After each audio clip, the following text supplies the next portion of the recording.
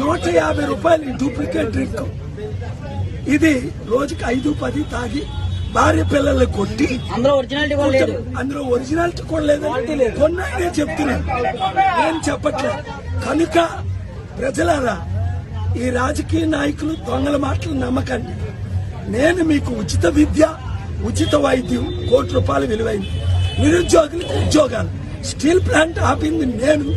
ఈ తాకితే ఏమవుతుంది తెలుసా?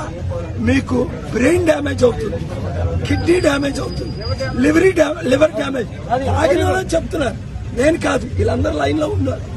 కానీ అది నేను చెప్పట్లేదు ఈ మాట, కానీ ఇది అలవాటు అయిపోయి